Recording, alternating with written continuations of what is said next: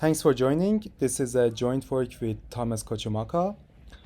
We give improved algorithms for longest increasing subsequence in the dynamic setting.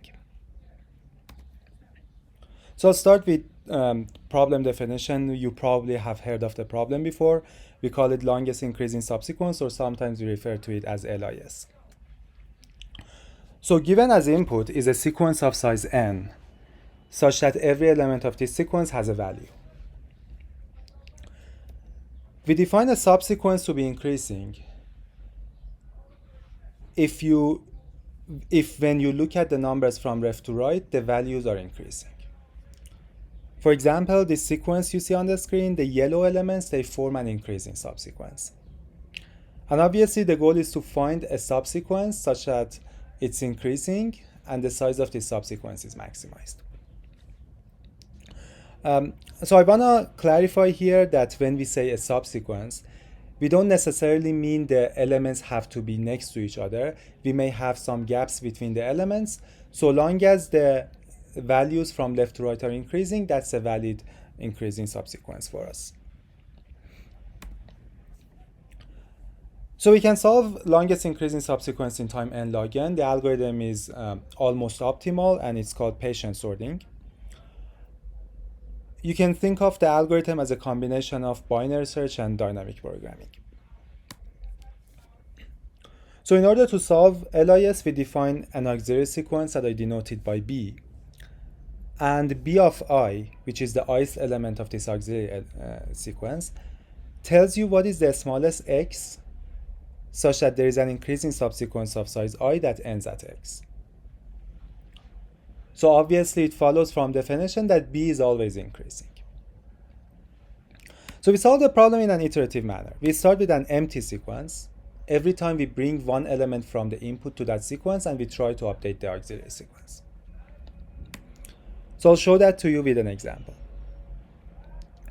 In the beginning, the sequence is empty. So for I equal to 0, value of B of I is -1. For I equal to 1, the value is infinity. Now we bring the first element from the input to the sequence. The value is 5.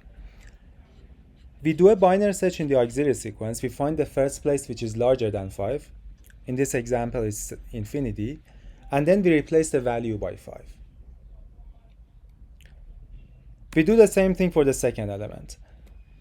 So this time the value is 1. Again, we do a binary search. The first element which is larger than 1 is 5.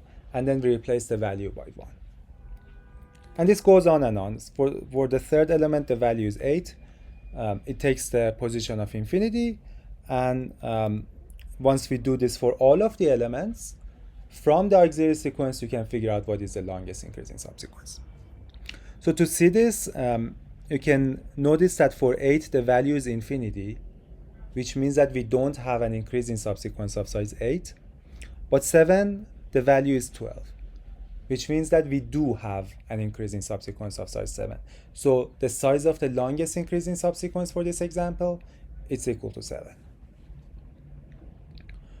So it's very simple. You can implement it in any programming language in less than 10 lines.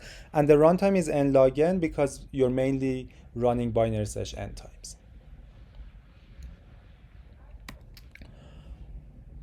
All right, so the setting that we are interested in is called dynamic, and it's been studied for many other problems. Similar to all the other problems, we start with an empty sequence. At every point in time, we make some change to the input. So this change can come in 3 different forms. The first form is adding a new element. And the position of this element could be any place in the sequence. So for example, we add 2 in the middle of the sequence. Or we may decide to remove one of the elements. Again, this element could be any element of the sequence. Or the third operation is changing the value of one element. And obviously, the goal is to maintain the size of LIS. We could go for approximate solutions, or we could go for exact solutions. What matters is that we would like to keep the runtime truly sublinear. All right, so I'm going to switch gears. I'm going to move on to a problem which is related to dynamic LIS, but the problem is not dynamic. It's completely classic and sequential. you can prove via Dilworth's theorem that any sequence of size n either has an increasing subsequence of size root n or a decreasing subsequence of size root n. Or it could be the case that you have both of them. From that, you can prove the following observation.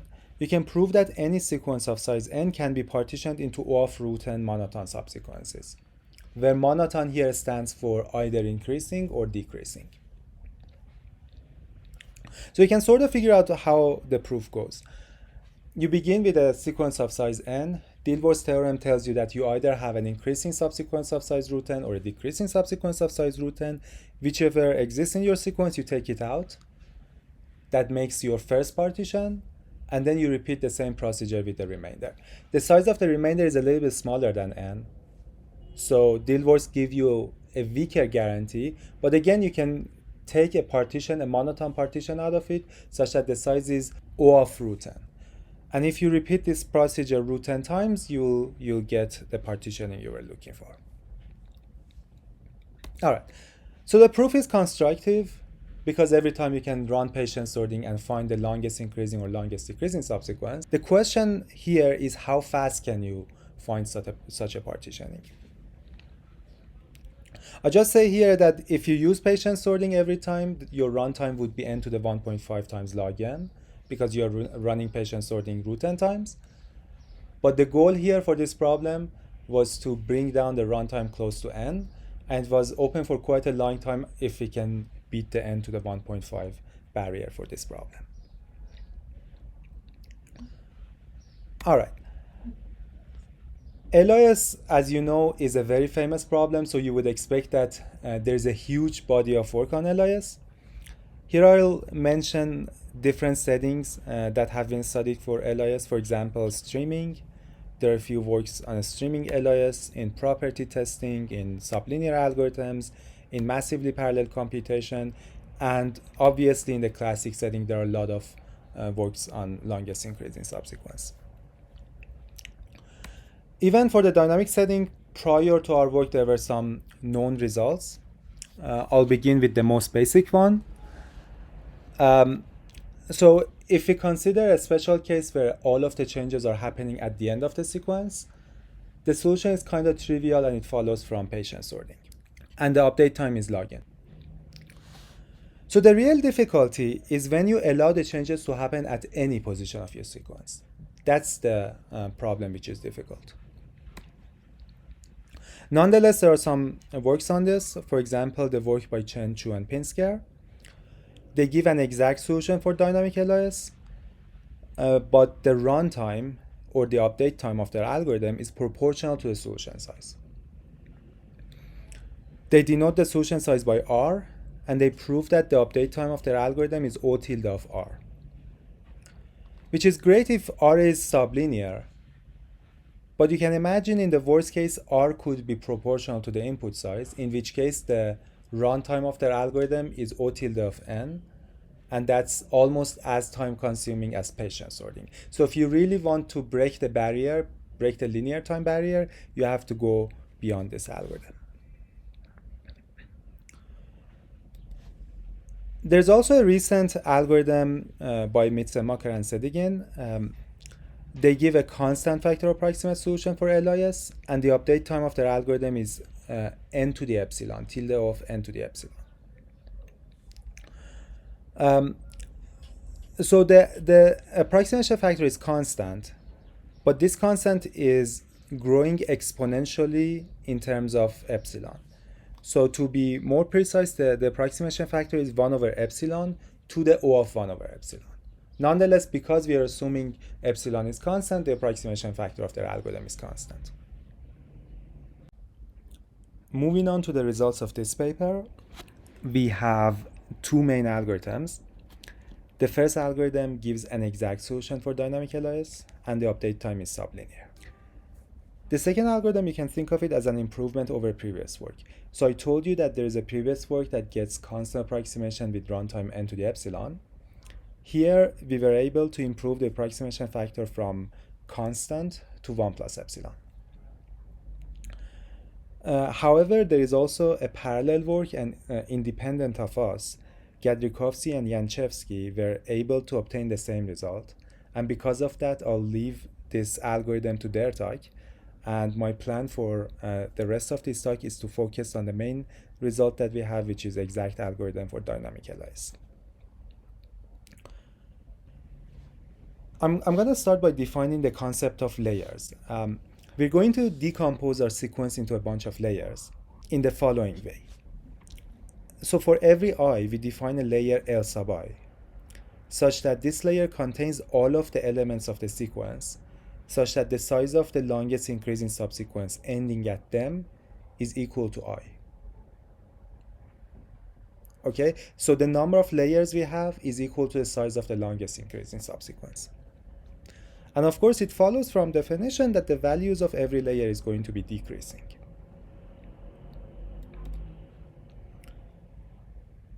Now, each increasing subsequence is going to contain at most one element from every layer, just because the values of the layers are decreasing.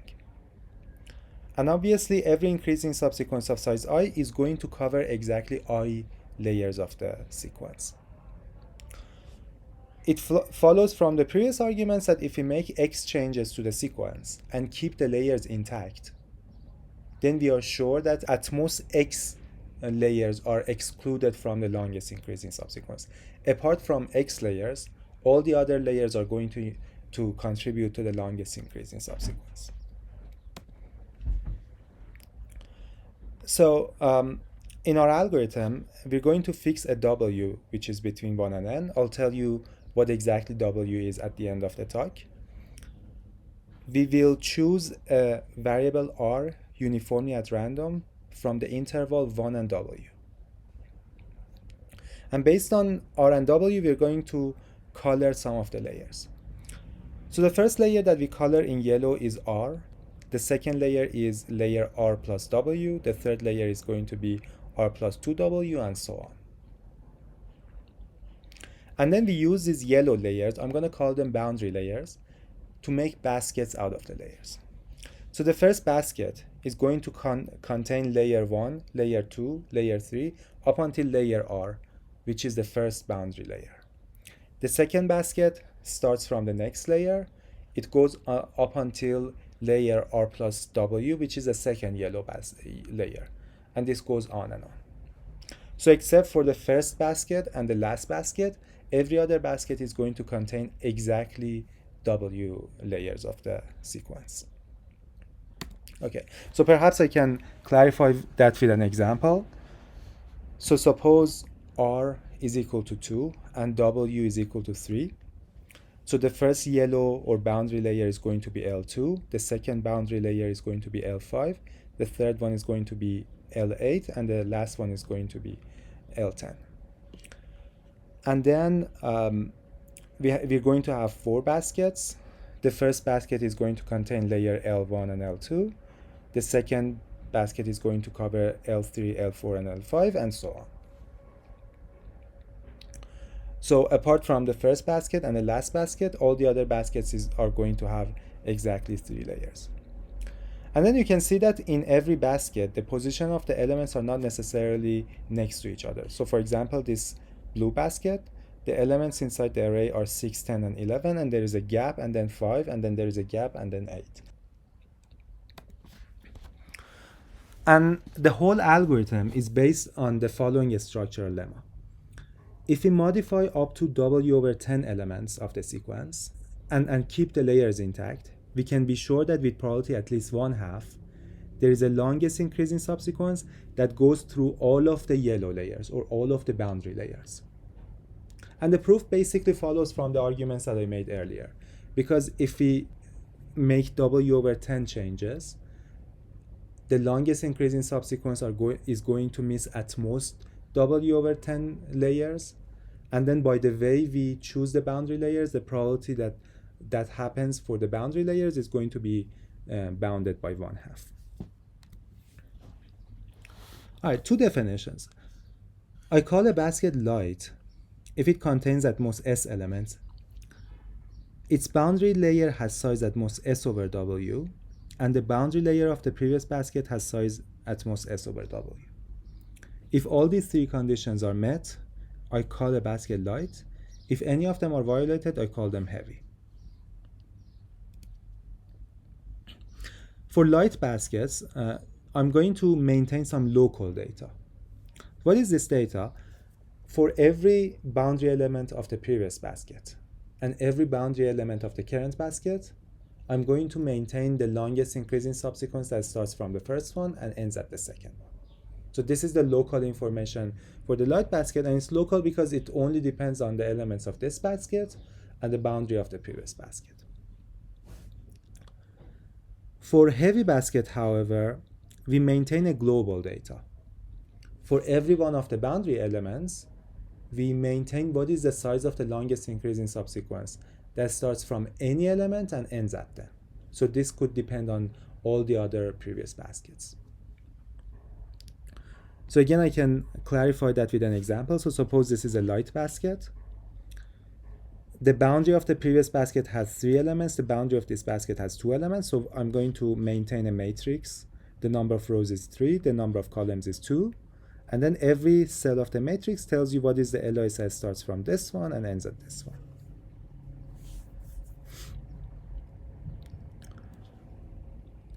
If this basket is heavy, for example, let's say I have 2 boundary elements, I'm going to have a vector of size 2. The first element of the vector tells you what is the LOS ending at this one, and the second element tells you what is the LOS ending at the second boundary element.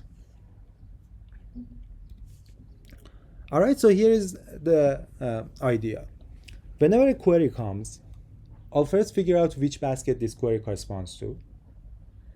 And then if the basket is light, I'll update the local data structure for that basket. And regardless of whether the basket is light or heavy, in the next step, I'll update all of the heavy baskets.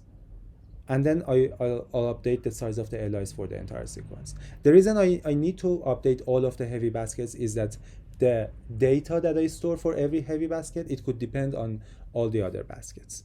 So I need to update all of the heavy baskets. Okay, so let's say how much time I need to do that.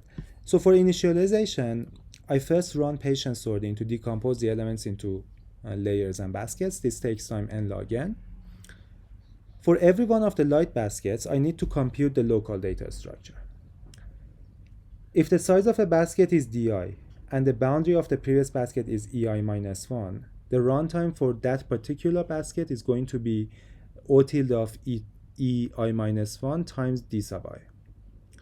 And then because the total boundary sizes is bounded by n over w, the total runtime for this is going to be n times s over w. Also, for every heavy basket, I need to keep the data structure because in the beginning, the LOS ending at every layer L sub I is equal to I. I don't need to spend any time for that. Now, the update cost. First, we need to detect which basket the change corresponds to. This only takes time log n because with a binary search, we can figure that out. If the basket is light, we need to spend time d sub I times e sub I minus 1 to update the local data structure for that basket. Recall that the basket size, if it's light, is bounded by s, and the boundary size is bounded by s over w. So the total runtime for this step is going to be s squared over w. And then for every heavy basket, I compute the global data structure. So I start from the first basket, I compute the solution to the boundary elements, then I move on to the second basket, then I move on to the third basket, and so on. If the basket is light, I'll use the local data structure and update the solution for the boundary elements. If it's heavy, I'll use the algorithm of Chen-Chou and Pinsker, and they show that for a heavy basket, we can update the data structure in time O of W, which is the number of layers in that basket.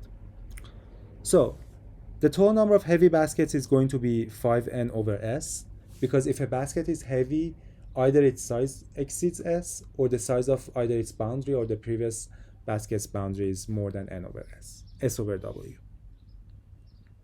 And the cost per heavy basket is O tilde of W. So the total cost for heavy baskets is N times W over S.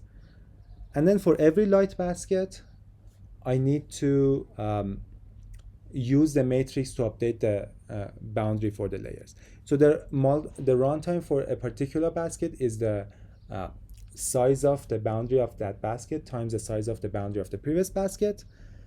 Because the boundary of every basket is bounded by S over W, and then the total size of the boundary layers is bounded by N over W, the total runtime for this process is N times S over W squared.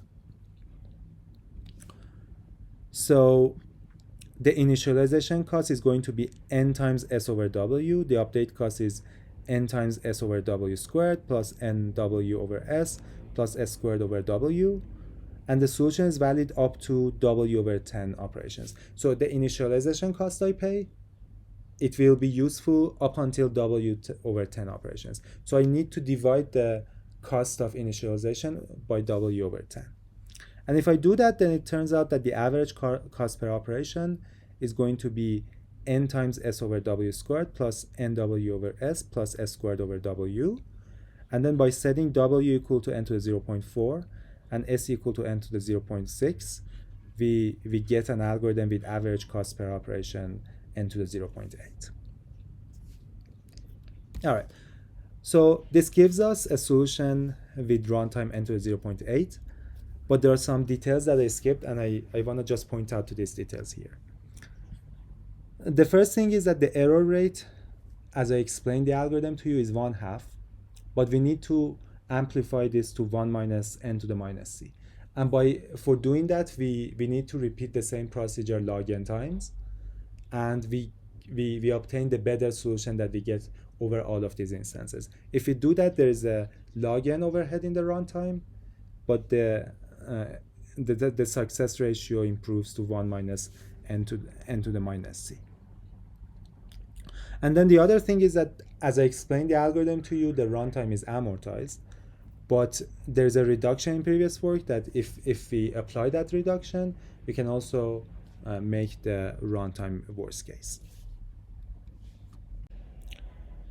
So I'm done with the technical parts. I just want to point out to a bunch of other results that I didn't cover in this talk. I explained the exact algorithm that runs in time N to the 0.8. In the same paper, we also improved this to an algorithm with runtime N to the 2/3.